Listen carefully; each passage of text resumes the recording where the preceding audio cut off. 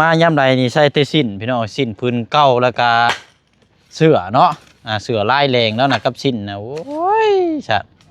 เอามื้อนี้ก็ถือว่าเปลี่ยนแปลงร่างกายมื้อนี้เนาะพร้อมหมักจกขุดดินเอา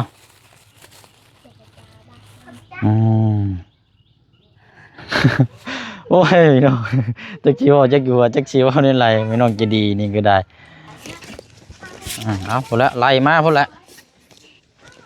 นี่อยากโล่มย่มยังมาทันได้แน่นนี่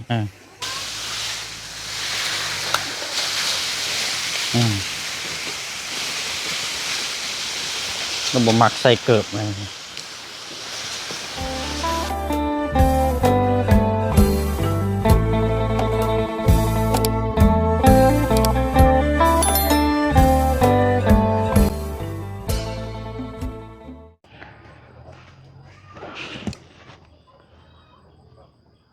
เนาะส่งนี่ช่วงสีมักแห้งพี่น้องเนาะใส่นี่ก็ช่วงสีดีแล้วละเบิ่งนี่พี่น้องเนาะเห็นแต่บาเมื่อวานนี้เนาะบ่ได้ใส่เนาะมักสไตล์เดียวกันเลยเนาะขาดเข่าใช่ไหมพี่น้อง อันนี้ก็มันบ่ได้ขาดเข่าพี่น้องมันเป็นกางเกงแม้ว่าเขาเจ้ายิบข้างในเป็นกางเกงแต้งและคันสิว่าก็มีอันนี้แหละบ่เช่นก็ซื้อมาแต่บ่ได้ใส่รู้สึกว่ามันตกแต่งมันเวอร์เกินพ้นนะพี่น้องมันคือเล็กแนวพ้นนั่นก็ได้บุกล้าใส่เนาะแต่แบบขาดแบบธรรมดาสินั่นพอได้เห็นขาขาวเหลือบมากแมบแน่นะพี่น้องเนาะ เอาอะไรเด้อพี่น้องเด้อเนาะเปิดภาพมากะพบเจอกันอีกคือเก่าเนาะสบายดีพี่น้องน้ำกันอีกเนาะกะอยู่เขตของทางน้องคำดีเนาะเมื่อวานนี้กะได้รับข่าวทั้งหมู่คู่รอบพี่น้อยที่ว่าเกิดอุบัติเหตุน้ำกันก่อนหน้าเพื่อแหละพี่น้องเนาะแล้วก็ไปผ่าตัดอยู่เวียดแต่กลับมาแล้ววันนี้ก็รู้สึกว่าเจ้าของว่าสิแข็งแห้งแหละเนาะกันสิว่าแล้วก็แล้วไปเตะตะก้อพี่น้อยเตะหมักตะก้อกับหมู่คู่แม่นบ่เลยทำให้เราล้มใช่บ่แบบไรซะฮะมันเมื่อมันนอนก็เจ็บเตะตะก้อมันก็ต้องยกแข้งยกขาได้ล่ะบ่แม่นบ่ล่ะเตะแบบสิวะสิแบบนี้กระดูกมันก็รุดแล้วบัดนี้ว่าต่อนี่ว่ามันก็รุดเลยนะเมื่อนอนน่ะรุดเลยแม่นบ่แหละพี่น้อยเนาะกะเบิ่งเป็นตัวอย่างนำบัดนี้เด้อประคองไว้ก่อนแม่นอยู่เจ้าว่าเจ้าบ่เจ็บแต่มันรุดมานี่มันยุ่งแล้วบัดนี้บัดนี้หมู่เจ้าเป็นนี่ได้ซะตอนนี้น่ะยังอยู่เฮือนอยู่บ่เราบ่ได้ไปหาหมออีกบ่เราบ่ได้ไปหาหมออีกบ่ฮะอยู่เฮือนนอนแต่ว่าเราเจ็บอยู่บ่นี่ได้คือบ่เจ็บกระดูกหักบ่หักกระดูกต่อแน่เนาะนี่พี่น้องกันเชื่อว่าก็นอนอยู่เฮือนตอนนี้น่ะนอนอยู่เฮือนบ่ฮู้ว่าสิไปทางใดเนาะเอาก็ระมัดระวังเด้อล่ะเด้อคอยค้ำไปก่อนจัก 2-3 เดือนพุ่นแหละเฮาฮู้ว่าเฮาแข็งแรงกะระดับหนึ่งแล้วก็จังยกเครื่องคองตัวใดมันหนักกะนั่นก็คอยเฮ็ดไปเนาะกับแข้งเจ้าเฮ็ดแบบซี่น้ำนี่เด้อคอยบำบัดไปน้ำพอเอ็นมันตึงนะเจ้าบ่เฮ็ดนั่นจังน้อยมันตึงไปเลยนั่นเวลาเจ้านั่งกินข้าวกินน้ำเจ้าสิซี่ไปเลยได้ให้บำบัดไปน้ำเนาะอะไรพี่น้อยเนาะก็อัปเดตเนาะแจ้งพี่แจ้งน้องน้ำกันเนาะเพิ่มเติมก็เฮายิงไปทั้งนั้นก็แม่นเรื่องงบบ้านเฮือนซานเนาะพี่น้องเนาะก็ยังมีเท่าเก่าเท่าเดิมเนาะเมื่อวานนี้ก็นำพอสร้างมาพูดมาคุยเรื่องงบค่าจ้างเนาะพอสร้างกับทีมงานโปรเกตที่ล่าสุดเนี่ยก็เพิ่นสร้างบ้านให้น้องป๊อปเสร็จสิ้นหรือว่าแล้วนี่แหละพี่น้องเนาะแต่ว่าทางพอสร้างเนี่ยเพิ่นคันว่าได้รับงานนี่มีอยู่ 2-3 หลังแบบนี้ถ้ามีมานี่มันก็สีซ่าเลยพี่น้องเนาะเพราะฉะนั้นก็เบิ่งก่อนพี่น้องเบิ่งตัวจริงก่อนเพราะว่าสิได้เฮ็ดทางบ้านแม่น้องเอิงน้ำแม่เนาะเพื่อสิแล้วนี่ก็หลายมื้ออีกได้พี่น้องเนาะก็ได้ยินทางบ่จันทร์มื้อเช้านี่ก็ว่าให้ทางพอเพิ่นไปพูดคุยเบิ่งน้ำกันอยู่บ้านสามหาเนาะคิดนงลังนั่นแหละพี่น้องก็บ่ฮู้ว่าเพิ่นสิเฮ็ดต่ออยู่พุ่นก่อนบ่หรือว่าสิ เฮ็ดทางบ้านอาณาเมนูเอิงเนาะอันนี้ก็เบิ่งตัวจริงนํกันอีกเทื่อนึงเนาะพี่น้องเนาะสำหรับเคสของทางน้องคำบีนี่ก็เรื่องบ้านเฮือนซ่านนี่ก็เบิ่งตัวจริงนํกันอีกเทื่อนึงเนาะพี่น้องเนาะถ้าว่าทางทีมงานพอเพิ่นว่ามันบ่ทงบ่ทันก็อาจจะ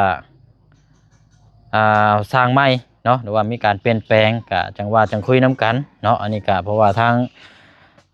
ล่าสุดนี่ก็ทางไอ้ปั้นเนาะพี่น้องเนาะก็ว่าอยากให้เอาสร้างทางบ้านเฮือนเรานี่แหละพี่น้องเนาะทางวัยรุ่นที่ว่าเฮ็ดกระตุกอยู่นี่แหละเนาะก็ยอมรับว่างามพี่น้องหน้างานแต่ว่าเพิ่นก็อยากได้นำ35ล้านเนาะแต่ว่าทางไอ้ปั้นก็ว่าพูดคุยแล้วนะพี่น้องเนาะว่าในราคานี่30ล้านแล้วก็ต้องเฮ็ดแล้วบ่เลยนะแต่ว่ารายละเอียดนี่ก็บ่เสียงพูดคุยกับเรามื้อนั้นว่าบ่ได้แอมนะพี่น้องคือตัดครึ่งแล้วก็เฮ็ดแค่2ห้องคือเฮือนน้องใจดีแต่ว่ามามื้อนี้ก็มาเมื่อวานนี้เฮาก็พูดคุยกันใหม่เพราะว่าจังใดพี่น้อยเนาะเฮาต้องแอมซะเพื่อความปลอดภัยแอมแล้วก็ปิดประตูไว้คือน้องป๊อปนะพี่น้อยเฮ็ดประตูใหญ่เปิดเข้าในแล้วมันจังสิปลอดภัยแล้วก็สิโอเคกว่านะพี่น้องเนาะ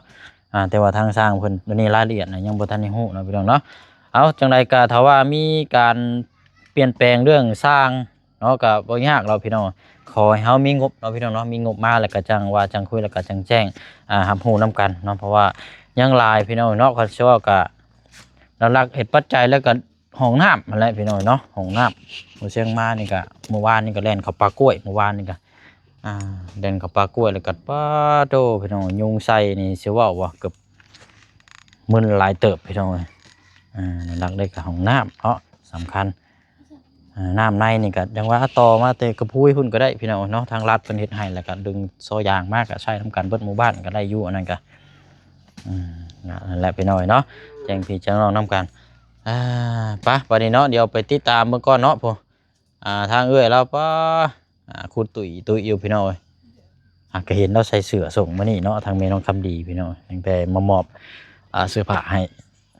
เสื้อผ้าก็เดียวสิตามมาอีกอยู่เนาะพี่น้องเนาะมีหลายกล่องอยู่เนาะจังว่าจังคุยนำกันอีกเทื่อนึงอันนี้เสื้อมาแต่ใช้สลางเสื้อเจ้าเองบ่เสื้อไผเอาให้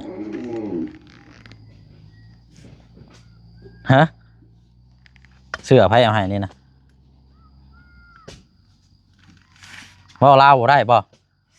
จะเว้าลาวบ่ได้บ่บ่ได้เลยก็ย่อเลย ฮะ ออน แล้ว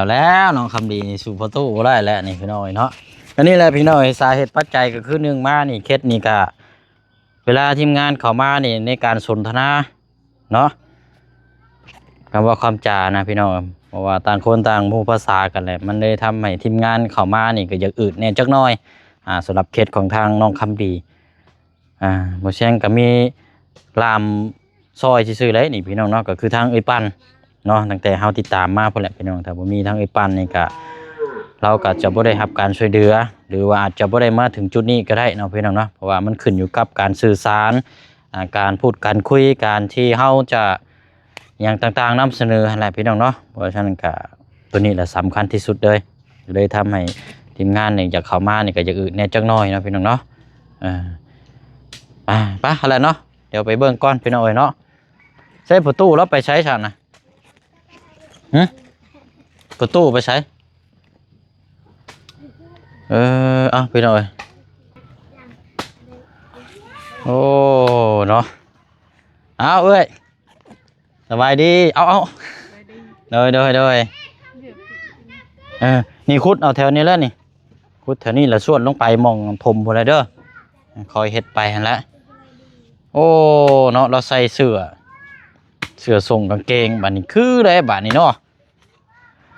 เอามายามใดนี่ใส่แต่สิ้นพี่น้องสิ้นพื้นเก่าแล้วก็เสื้อเนาะเสื้อลายแรงแล้วนะกับสิ้นนะโอ้ยชัดเอามื้อนี้ก็ถือว่าเปลี่ยนแปลงร่างกายมื้อนี้เนาะพร้อมหมักจกขุดดินเนาะนั่นแหละขุดไปแล้วก็มันสิได้เพียงแล้วก็จังนี่แหละทางประตูนี่ไปเอาล้อบ่พี่น้อยเราไปเอาล้ออยู่ไสเด้ทางประตูนี่เนาะ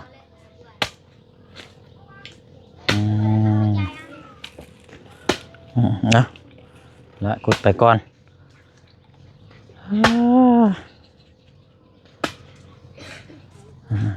รอเบิ่งทางประตูมาก่อนเอาขุดรอถ่าทางประตูพี่น้องเอ้ยเขาเจ้าว่าเอาล่อไปบ่อยู่ในแหละล่อง่ายขับเคลื่อนเหมือนก่อนกินเราบ่เข้าเนาะบ่เช่นกับบ่ได้ซื้อหยังมาฝากเอาแล้วก็บักชะดีอันนี้กับข้าวเด้อปิ้งหมูจ้าแล้วบ่ จ้า กินละ จ้าบัก จ้าบังต้มหน่อไม้คือเก่าโอ้ยเนาะพี่น้องเอาอะไรอันน่ะชะดีกับอันนี้เด้อไว้กินเด้อเอา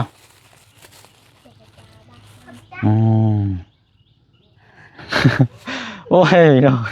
จักชีว่าจักอยู่จักชีว่าในไรไม่น้องจะดีนี่ก็ได้เอาเฮ็ดนี่ไรก่อน ดีใจ ดีใจขอบใจเนาะเอาพี่น้อยถือไว้ดีๆเด้อเอาละพี่น้อยการเชื่อว่ากับต่างคนต่างเห็นใจกันเนาะกันหนึ่งมาเฮ็ดเวเฮ็ดงานเนาะในการสังคมคำเว้าคำจาแบบว่าอันนี้เฮาก็ยังบ่ทันได้เราก็ยังบ่ฮู้ปานใดนะบ่เป็นหยังเนาะเดี๋ยวคอยฝึกฝนคอยเรียนรู้ไปแล้วพี่น้อยคำเว้าคำจาเนาะฮับเครื่องก็ต้องขอบใจเดี๋ยวก็เราอาจจะฮู้อะไรพี่น้อยเนาะเอาไปไว้พุ่นก่อนก็ได้นั่นแหละเอาไปกินเด้อแบบอืดแห้งพี่น้องเนาะทางกันสิว่ากันแบบว่าเราแบบจักสิว่าในไรพี่น้องเนาะ แบบอืดแบบมึนไปนึงนะพี่น้องมันต้องคำดีเป็นคนเฮ็ดเวียกอย่างเดียวเนาะบ่ได้เข้าสังคมหมดเยอะใครในแต่ทางประตูเราเนาะเราเอาเล่าแล้วอะไรพี่น้องยังบ่มาอยู่เนาะไปเอาล่อโอ้ยเนาะล่อกะอันเดียวกะคนขโมยเอาไปน้องเอ้ยซะให้เราขุดตัวนี้แหละไปพี่น้องเนาะอันนี้กัดนี่แหละเนาะตอนนี้เราก็ยังไม่ได้มานอนหรอกพี่น้อยเพราะว่ายังเครื่องของยังบ่ทันได้มีอย่างเพิ่มเติมมาเนาะเราก็เลยมานอนอยู่เรือนพุ่นก่อนพี่น้อยเนาะ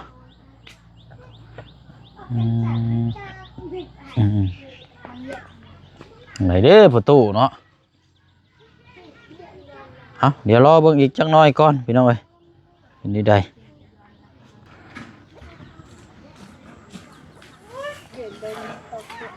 โอ้เนาะมาที่ใช้น่ะบ่ประตู น้ำพ่น ฮะวิวไก่บ่ไปเอานะ ไก่ยุด โตโดยเอาสบายดีเนาะเบิ่งก่อนนี่ไม้ก่อนให้เอาไปนะ เท่านี้ เอาล่อไปเห็นยังนะ ไปล้าง เอาล่อนี่ไปล่างนะ โดย ว่ารอกก็ล่อนี่ไปล่างอยู่ห้วยบ่ โดย โอ้ยแม่นบ่เนาะเนาะบ่แม่นเอาไปเล่นไปยู่บ่จัก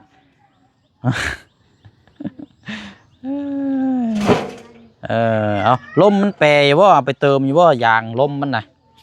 ตู้ลมมันยางมันบ่ได้หัวบ่แข็งอยู่บ่เอาไปสูบน้ำในเด้อมาแล้วเจ้าไปสูบน้ำเด้อไปสูบอยู่ห้านทั้งลุ่มค่ะเอาลุยเฮ็ดเอาปล่อยเฮ็ดไปเห็นแล้วเนาะขุดไปน้ำแล้วก็เรานั่งเฮ็ดการฟอยน้ำพี่น้องเอ้ย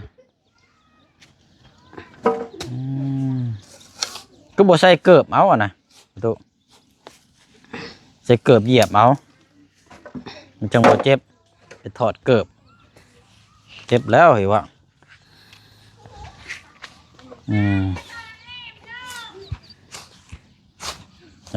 อันนี้เสียบเอา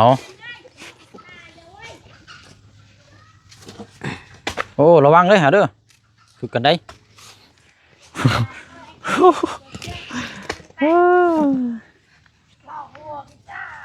ขุดนะเบิ่งกันได้ใช่กันโดนห้วยเอาอีกแล้ว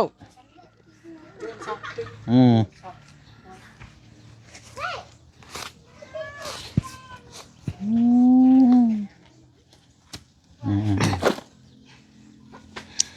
รึ้มฟ้าครึ้มฝนคือเก่าพี่น้อย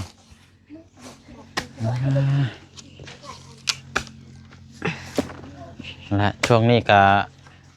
เสียยาให้บ่ได้ไปบ่ประตูเมียเจ้า บ่ญาติไปกันได้อยู่ญาติ ไปคนเดียวย่าน โดย อ้าวย่านหยังน่ะเลยบ่ได้ไปซ้ำบ้านนี้ บ่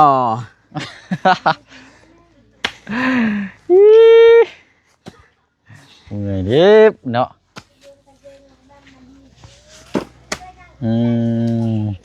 เดี๋ยวเก้านั้นเราไปกับเจ้าเนาะ โดย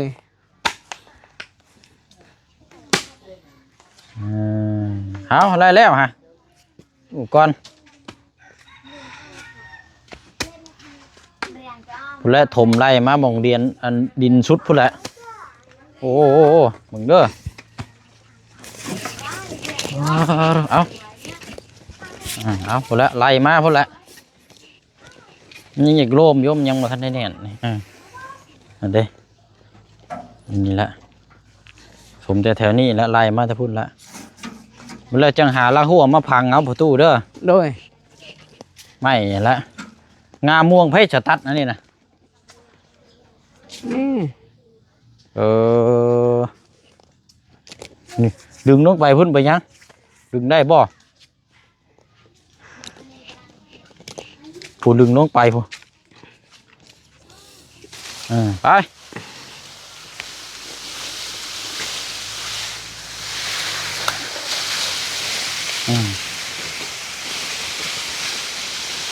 เราบ่มักใส่เกิบมาเอาได้แล้วฮะวะกระแป้นเลย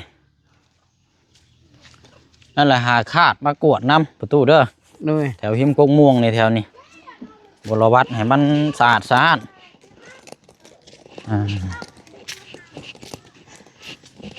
จังแปลนเศษไม้เศษตอกพวกนี้แล้วเก็บกองไว้มันแห้งกระจุดเนาะ โดย นี่แถวเจนี่พกช้ำนี่จังมันยังไม่ยาโอ้ยเอาคาดมาสางนี่ก็นี่แหละนี่พี่น้องมันห่มดีเลยเด้นี่มีห่มกงไม้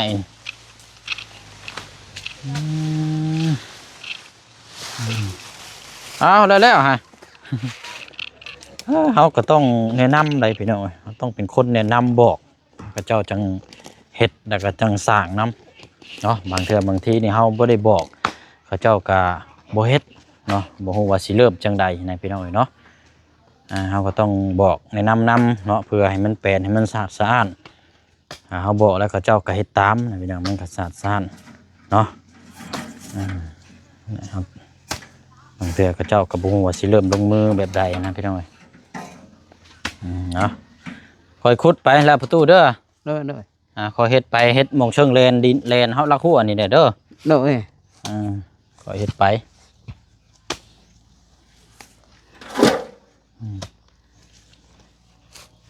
เมียก็ว่าสิไปอันน่ะให้บรรยานเนาะ โดย โอ้ยพี่น้อง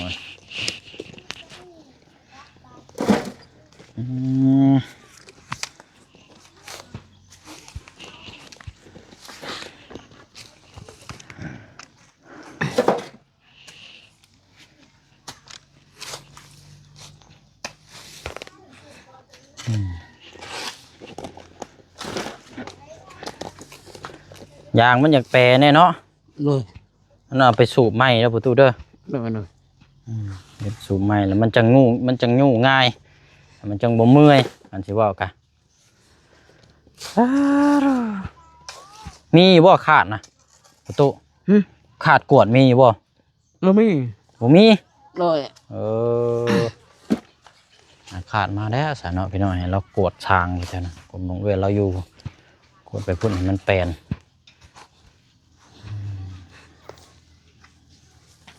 ทางอันน่ะปั่นก็ไปเวียดพี่น้องไปขายหน่อไม้ว่าซั่นเนาะ โดย เพื่อได้เงินหน่อไม้เพราะได้ส่งลูกเข้าโรงเรียนว่าซั่นถามเราโทรมาเมื่อวานนี่พี่น้องเนาะ ก็ถ้าบ่มีทางไอ้ปันแนะนำหรือว่าทางบ่เสียงแล้วก็ทางพี่น้อง FC เฮานี่ถ้าบ่เบิ่งรอนี่ทางครอบครัวแล้วนี่ก็โอ้ยากเลยพี่น้องเนาะคือเฮาเบิ่งนํกันไปซิแหละต้องนำต้องบอกเลยพี่น้องเนาะเพื่อสิผ่านจุดนี้ไปได้แต่ละครอบครัวบางเทื่อก็เขาเจ้าคือว่านะบ่ฮู้ว่าสิเริ่มต้นแบบใดเอาละขอเฮ็ดไปเด้อผู้ทูเด้อ โดย เอาโอเคสพี่น้องเอามาพี่ก่อนมายืนนี่ก่อนก็ได้เอาอันนี้จังค่อยพากันค่อยเฮ็ดเด้อ โดย เฮ็ดตอนมันบดอะไรเด้อคำมาแดดกับโบเฮ็ดได้เด้อ เลย จังหน่อยสิเป็นลมเป็นแรงเนาะ โดย ตัวนี้นะเจ้านั่งอันนั่นบ่ในเฮ็ดกันฟอยว่ะ โดย โอ้ได้จังอันละ อันหนึง ได้อันหนึง โดย เฮ็ดขาย40,000ใช่บ่การหนึงน่ะ นี่แหละพี่น้องเนาะก็ตอนนี้ยังบ่ทันได้นอนเนาะเพราะว่านอนก็ยังบ่ทันได้มีหยังมาเฝ้าหยังเนาะ โดย มีแต่มานอนตอนเว้นพี่น้องนะก็มาเฮ็ดเวียกเฮ็ดงานอยู่นี้พอได้หมองส้นหมองเซาเนาะ โดย เอาหั่นแหละเฮาอันน่ะซื้อกับข้าวแล้วมาฝากแต่ว่าน้องเพิ่นเอามื้อเฮือนแล้วกินนี่เด้อ โดย นั่นละสิแล้วจังสิมาเยี่ยมมายามใหม่เด้อ โดย เดี๋ยวไปเวียกต่อก่อนเนาะ โดย คอยเฮ็ดเด้อ โดย เบิ่งได้อย่าให้กันได้ โดย ไปเว้าคอยจากันได้เด้อ โดย เอาสบายดีเนาะ ไว้ดีเด้อ โอเคเริ่มประตูเด้อ โดย คอยเฮ็ดไปหั่นละเฮ้ยพี่น้องเนาะก็ถือว่านั่งหม่องส้นหม่องเซาแป้นนี่แบบปูนี่ยันกิบเลยพี่น้องเลยแบบบ่มีบิดมีเบี้ยวแบบเจ็บสนิทเลย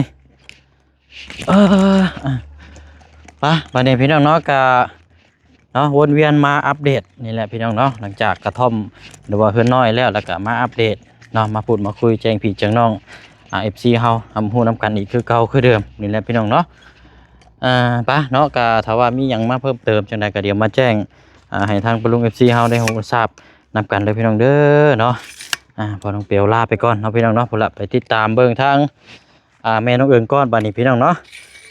เอาบ๊ายบายเด้อพี่น้องเด้อเนาะสบายดี